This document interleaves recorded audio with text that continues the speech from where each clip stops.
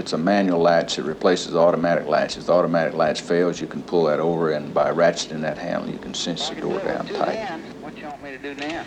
Just stand there. I'll go over there and get in if you want to. Well, it's pretty difficult to handle that, and sometimes our mock-up hardware, in spite of all our efforts, failed to work perfectly the first time. In fact, sometimes it didn't work the second time or the third time either. You're really looking at the task timeline with a pressure suit on, and can it be done? It's very difficult in a lot of cases to move a pressure suit and do the correct thing. Okay. You can take the subject to the bottom of the tank for final ballasting if everything looks all right. Take him slowly to the bottom of the tank for final ballasting. Donk. They monitor you very carefully. There's a winch that's very much like a winch on a sailboat that you can close the payload bay doors manually and latch them. Watch your head, John. But it did work, and you can do that manually, and those techniques were developed by many of the astronauts and other people associated with STS-1. And it's a good technique.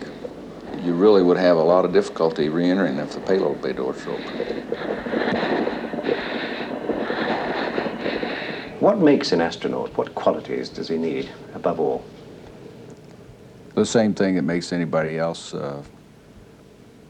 that's interested in their line of work. They have to be interested in it, they have to work hard at it, and they have to hang in there and do a good job at it. And I think that's true if you're making a television production or flying an airplane or going fishing.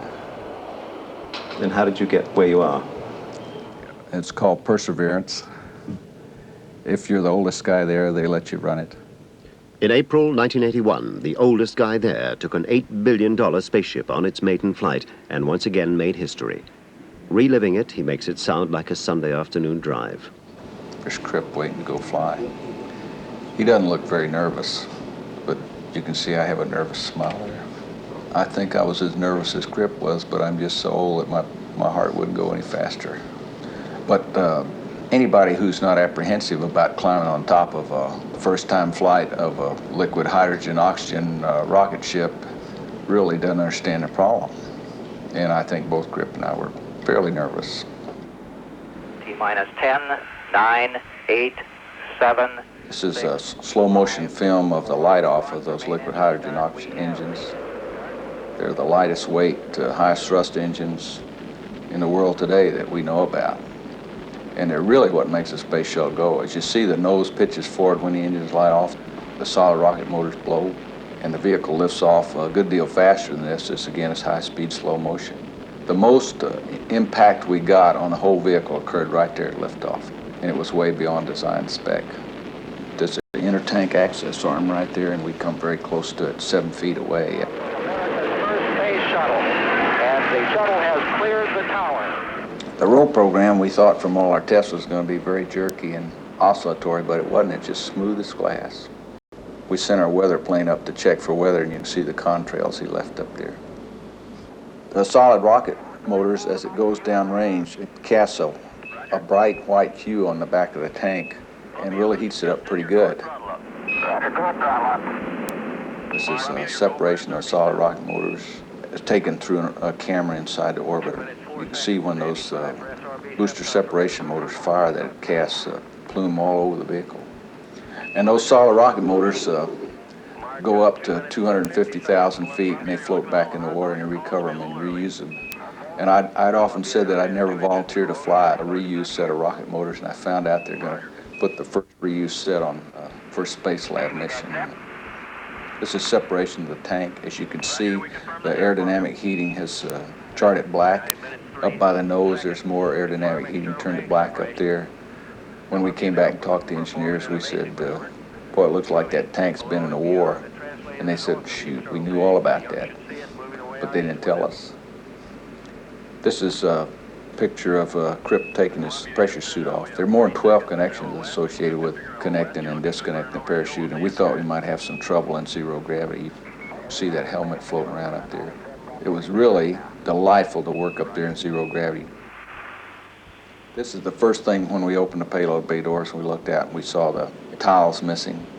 Crip said he wasn't nervous, but I was nervous. These are checks that we had to perform through the computers to check out to make sure switches were all working properly.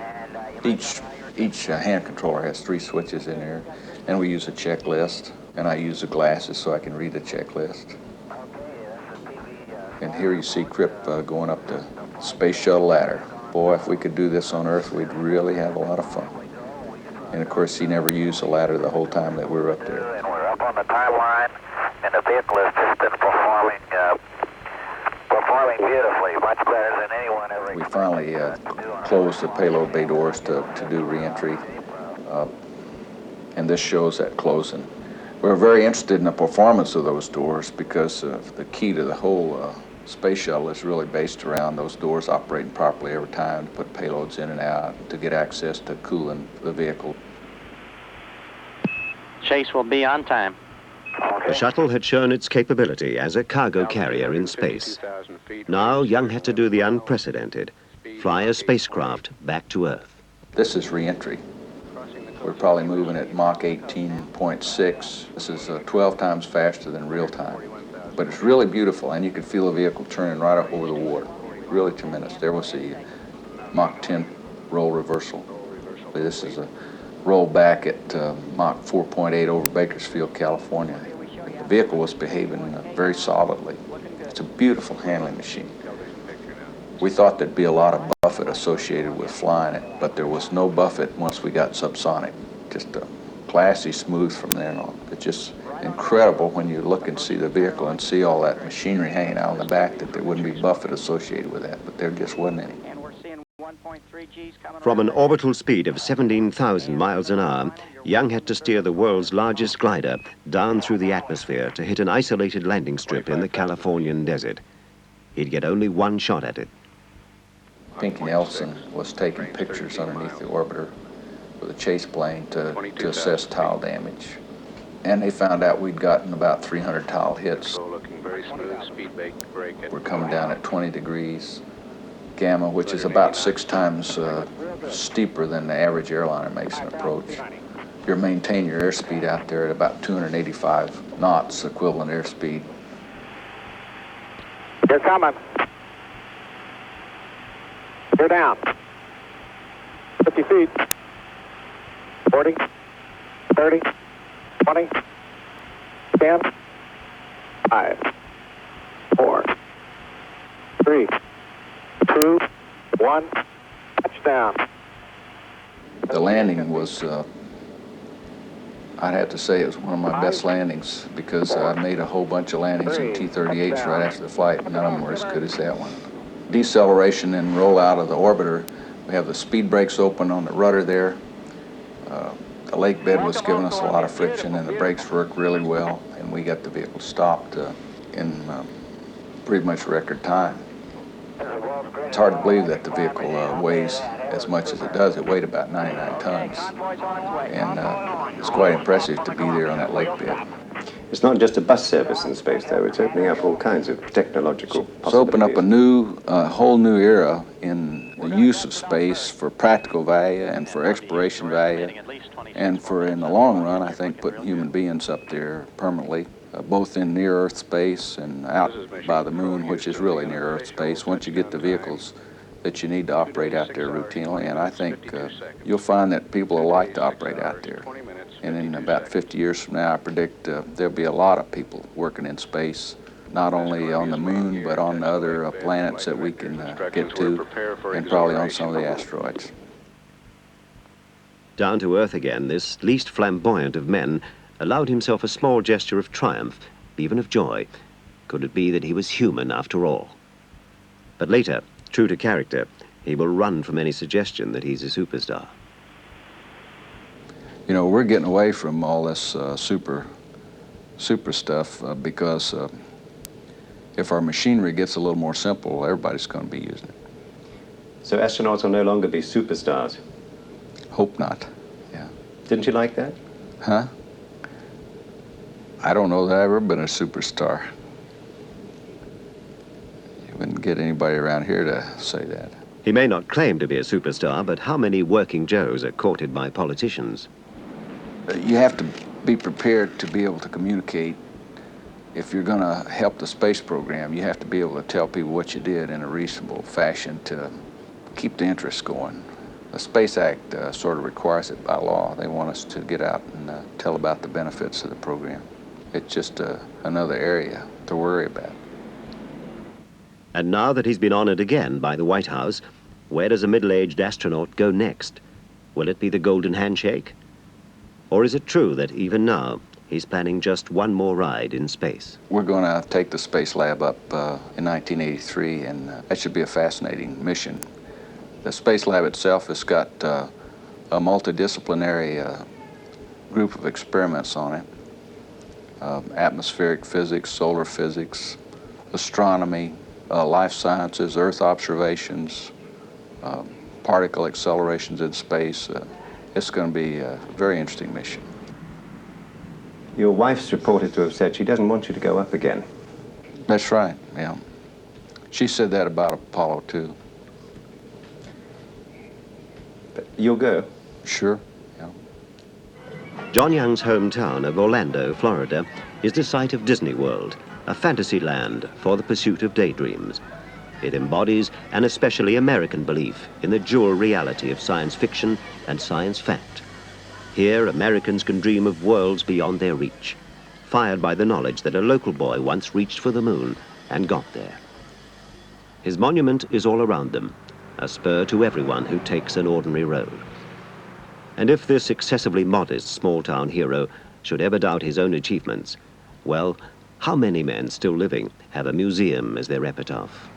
But looking back at your life as a whole, if someone had to write an epitaph, not yet, for John Young, what would it be, do you think? What would you like to see? Good grief. How would I like to see any epitaph? I have no idea. I worry about a lot of things, but I haven't worried about that yet. You're really pushing me, aren't you? Shoot.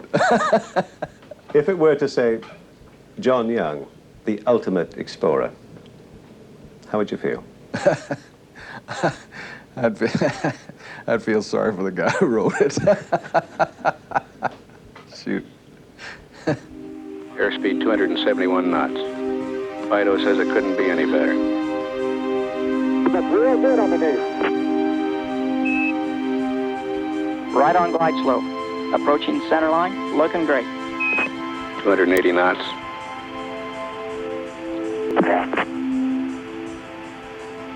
You're coming. You're down. Everything looks real good. 50 feet. 40. 30. 20. 10. 5. 4. 3. 2. 1. Touchdown. Those gears, 10 feet. 5. 4. 3. Touchdown. Look above, skipper.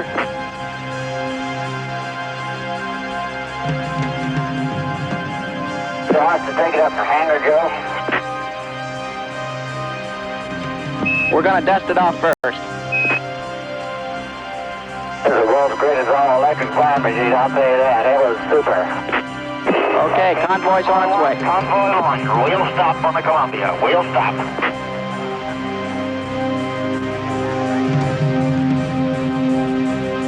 Welcome home, Columbia. Beautiful, beautiful.